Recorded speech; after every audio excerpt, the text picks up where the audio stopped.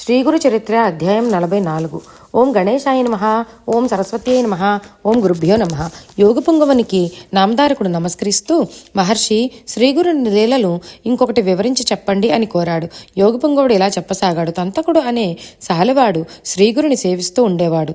అతడు ప్రతిరోజు తన ఇంటి పనులు ముగించుకుని తర్వాత మఠానికి వచ్చి వాకిలి ఈడ్చి నీళ్లు జల్లి ముగ్గులు పెట్టి ఆ తరువాత దూరం నుండే శ్రీగురునికి నమస్కారం చేసి వెళ్లిపోయేవాడు. ఒక మహాశివరాత్రి పండుగ రోజు అతని బంధువులందరూ శ్రీశైలం వెళుతూ అతన్ని రమ్మన్నారు. అప్పుడు తంతకుడు శ్రీశైలం వెళ్లడం ఎందుకు? ఈ మఠానికి మించిన శ్రీశైలం లేదు, శ్రీగురుని మించిన మల్లికార్జున స్వామి లేరు. నేను మఠాన్ని ఆయన్ని వదిలి ఎక్కడికి రాను అని అన్నాడు. వారందరూ వీడొక మూర్ఖుడు, వీడితో మనకేం పని అని అనుకుని వారంతా శ్రీశైలానికి బయలుదేరారు. అతడు వాళ్లను ఊరు చివరి వరకు సాగనంపాడు. ఆ తర్వాత గురుసేవ చేయడానికి మఠానికి చేరుకున్నాడు. శ్రీగురుడు అతడిని పిలిచి, నాయనా, మీ వారందరూ శ్రీశైల యాత్రకు వెళ్లారు కదా, నీవెందుకు వెళ్లకుండా ఉండిపోయావు అని అడిగారు. అప్పుడు తంతకుడు రెండు చేతులు కట్టుకుని, స్వామి, మా వారంతా తెలివిలేని వారై శ్రీశైలంలో ఉన్న ఒక రాతిని పూజించడానికి వెళ్లారు. మీరిక్కడ సాక్షాత్తు శ్రీశైల మల్లికార్జున స్వామి వారే కదా, మీ పాదాలే దివ్యక్షేత్రం అని ఆయన పాదాలకు నమస్కరించి తన నిత్య కార్యక్రమానికి వెళ్లిపోయాడు. సరిగా మహాశివరాత్రి రోజు తంతుకుడు మధ్యాహ్నం నదీ సంగమంలో స్నానమాచరించి అదే సమయంలో అక్కడకు అనుష్ఠానానికి వచ్చిన శ్రీగురునికి సాష్టాంగ నమస్కారం చేసి ఆయనకు ఒక పక్కగా కూర్చున్నాడు. కొంతసేపటికి శ్రీగురునికి అతనిపై దయ కలిగి, నాయనా, మీ ఇంట్లోని వారందరూ శ్రీశైలం వెళ్లారు కదా, అందుకే నీవు ఒక్కడివే ఇంట్లో ఉండి ఉంటావు. నీవెప్పుడైనా శ్రీశైలం వెళ్ళావా అని అడిగారు. అందుకు తంతకుడు, స్వామి, మీ పాదాలు తప్ప నాకు ఇంకేమీ తెలియదు. అయినా నాకు తీర్థయాత్రలన్నీ మీ పాదపూజలోనే ఉన్నాయి అని భక్తి విశ్వాసంతో చెప్పారు. ఈ రోజు అక్కడ బ్రహ్మాండమైన ఉత్సవం జరుగుతుంది, దాన్ని చూస్తే నీవు చాలా ఆనందిస్తావు అని అన్నారు శ్రీగురుడు. తంతకుడు, స్వామి, దాని మీద నాకు అంత ఇష్టత లేదు. అంతగా మీరు చెబుతున్నారు కాబట్టి ఎప్పుడైనా మీరు తీసుకెళ్లి చూపిస్తే చూస్తాను అని అన్నాడు. శ్రీగురుడు అతని విశ్వాసానికి అబ్బురపడి, నీవే మా నిజమైన భక్తుడవు, ఇప్పుడే నీకు శ్రీశైల దర్శనం దొరుకుతుంది. మా పాదుకులు గట్టిగా పట్టుకుని కన్నులు మూసుకోమని ఆజ్ఞాపించారు. అతడు సరే అని శ్రీగురుడు చెప్పినట్లే చేశాడు. ఈ శ్రీగురు అతన్ని క్షణకాలంలో శ్రీశైలంలోని పాతాళగంగా ఒడ్డుకు చేర్చి కళ్ళు తెరిచి చూడమని అన్నారు. అతనికి ఒక క్షణకాలం నిద్ర వచ్చినట్లయింది. చుట్టూ చూశాడు, భయపడ్డాడు. శ్రీగురుడు నవ్వి, భయం ఎందుకు, నువ్వు చూడాలనుకున్న శ్రీశైల క్షేత్రం ఇదే. ఈ పాతాళ గంగలో స్నానం చేసి శ్రీ మల్లికార్జున స్వామిని దర్శించుకుని రా అని ఆదేశించారు.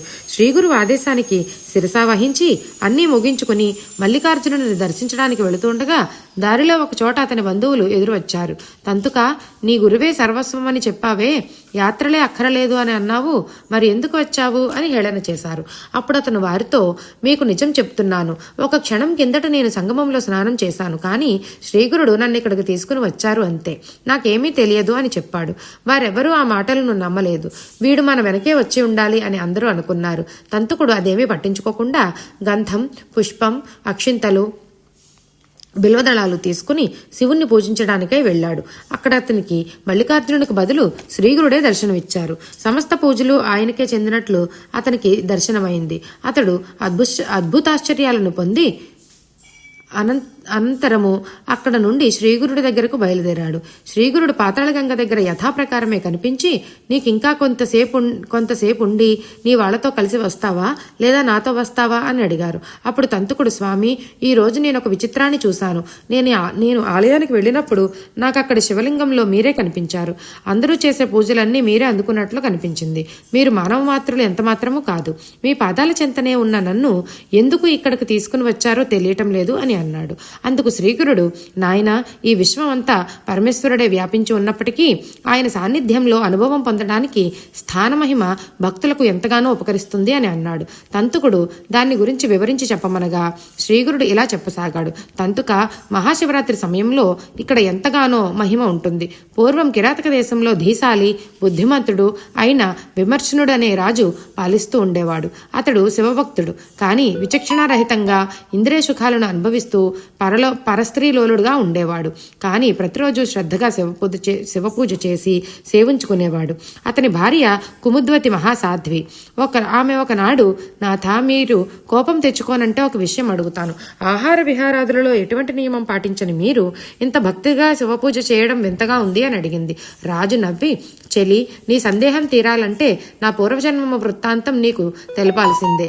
వెనుకటి జన్మలో నేను ఒక గొల్లవాని ఇంట్లో కుక్కగా ఉన్నాను. అప్పుడు ఒక మహాశివరాత్రి రోజు ఆ ఊళ్ళోని ప్రజలంతా శివుని దర్శనానికి అక్కడికి శివాలయానికి వచ్చారు. ఆ రోజు అందరూ ఉపవాసం చేయాలి కనుక నా యజమాని కూడా అన్నం వండలేదు. అందుచేత నేను కూడా ఉపవాసం ఉండవలసి వచ్చింది. ఆ ఇంట్లో వారందరూ శివాలయానికి వెళుతూ ఉంటే నేను కూడా వారి వెంట వెళ్ళాను. ఊళ్ళోని వారందరూ శివనామ సంకీర్తనం చేస్తున్నారు. నేను ఆకలికి ఉండలేక తినడానికి ఏమైనా దొరుకుతుందేమోనని చుట్టూ వెతుకుతున్నాను. నేను లోపలికి వెళ్ళి చూసేసరికి శివలింగం కనపడింది. ఇంతలో పూజ చేస్తున్న పంతులు నన్ను చూసి దాన్ని కొట్టండి అని కేకలు పెట్టారు. నేను పారిపోదామని చూస్తే సింహద్వారం దగ్గర దూరడానికి సందు లేకుండా జనం కూర్చున్నారు.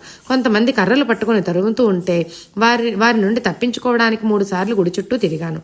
చివరకు జనం నన్ను బలంగా కొట్టడంతో నేను ద్వారం వద్ద పడిపోయి ప్రాణాలు వదిలాను.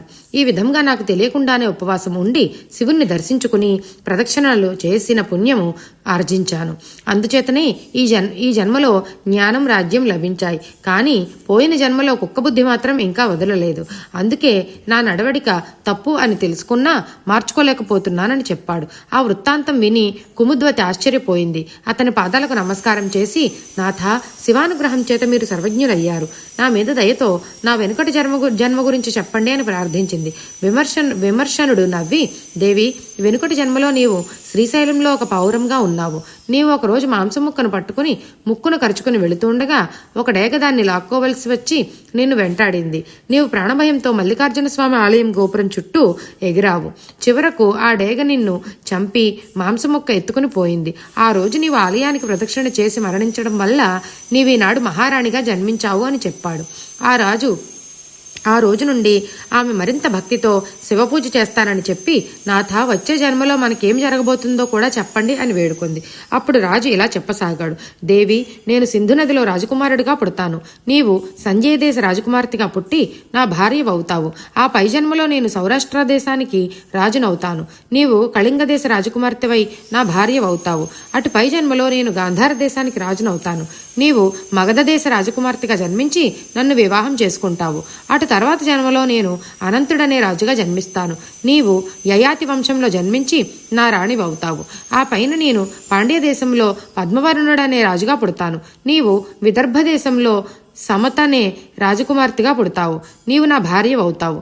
నేను అన్ని శాస్త్రాలు నేర్చుకుని దేవతలను, బ్రాహ్మణులను సేవిస్తూ చివరకు వృద్ధాప్యంలో అగస్త్య మహర్షి వల్ల సన్యాసాశ్రమం స్వీకరించి చనిపోయాక నీతో కలిసి జన్మరాహిత్యాన్ని పొందుతాను. దీనికి అంతటికీ కారణం శ్రీశైల మల్లికార్జున స్వామి అనుగ్రహమే.